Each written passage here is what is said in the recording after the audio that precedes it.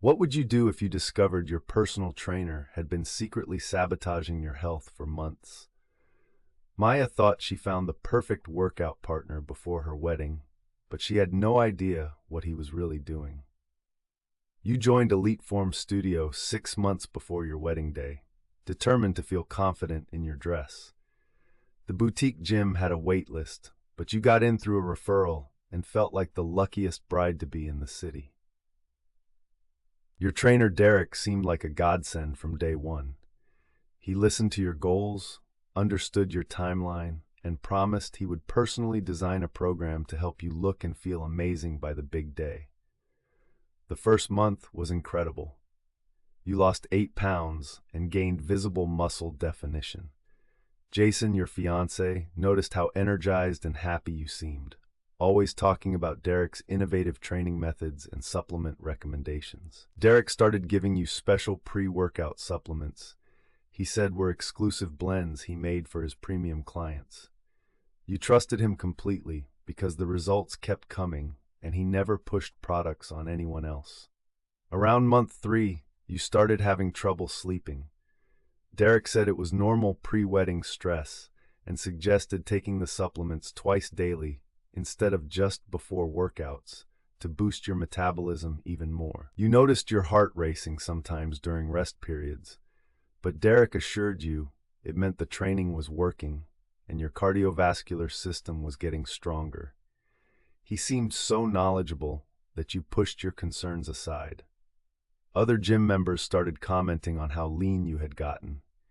Your coworker Amanda asked if you were eating enough, but you laughed it off and said Derek had you on a competition-level program since you had such an important deadline. By month 4, your hair started thinning and your period stopped. Derek said that was common with intense training and low body fat, and it would normalize after the wedding when you eased up on the regimen. You trusted Derek so completely that you didn't even mention these symptoms to your doctor at your annual checkup. He had become more than a trainer. He was like a coach guiding you toward your dream wedding transformation. 2 weeks before your bachelorette party in Miami, Derek increased your supplement dosage again. He said this final push would give you that extra edge for the beach photos, and your dress would fit like a glove. During your bachelorette party dinner, your vision started tunneling, and your chest felt like it was in a vice. You collapsed right there in the restaurant, while your bridesmaids screamed for help and called an ambulance.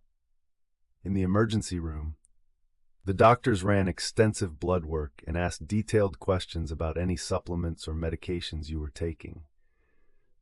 When you mentioned Derek's custom pre-workout blend, the attending physician's expression turned grave. Here's what Derek had actually been doing. For 4 months, he had been giving you dangerous levels of stimulants mixed with diuretics and appetite suppressants, some of which were banned substances that could cause permanent heart damage.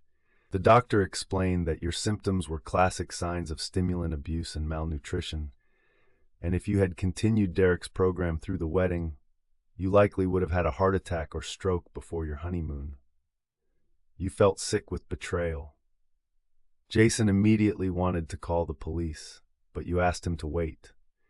You spent your 3 days of hospital observation researching fitness industry regulations, sports medicine boards, and social media strategy while your body began to stabilize. When you were discharged, you contacted 3 other Elite Form clients you had become friendly with during group sessions. You asked them carefully worded questions about their training with Derek and whether he had ever offered them special supplements. 2 of them revealed that Derek had offered them similar programs, but they declined because the supplements made them feel jittery.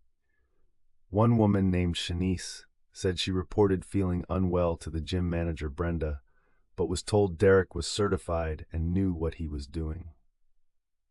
You took the hospital's detailed lab reports showing exactly what substances were in your system and scheduled a meeting with Brenda, the studio owner.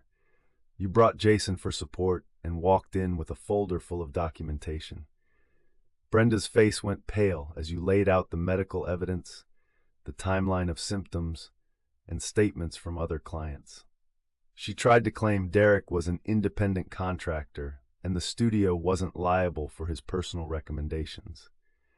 You calmly told Brenda you had already contacted a lawyer and a local investigative journalist who specialized in fitness industry exposés. Then you gave her a choice: fire Derek immediately and cooperate with authorities, or face a very public lawsuit and media scandal. Brenda made Derek come to the office right then. You watched his cocky expression crumble as Brenda terminated him on the spot and confiscated all his supplement inventory for testing, while you recorded everything on your phone. Derek tried to claim you knew what you were taking and that you begged him for help losing weight fast. You simply played back voice memos from your training sessions, where he explicitly called the supplements all-natural herbal blends. You filed complaints with the State Fitness Licensing Board, the Better Business Bureau, and local health authorities. Within 2 weeks, Derek's certifications were suspended pending investigation, and Elite Form Studio was being audited. The lab results on Derek's supplements came back showing dangerous levels of banned stimulants and unlabeled pharmaceutical ingredients. The local news ran a 3-part investigation featuring your story and 2 other victims who came forward after seeing the coverage.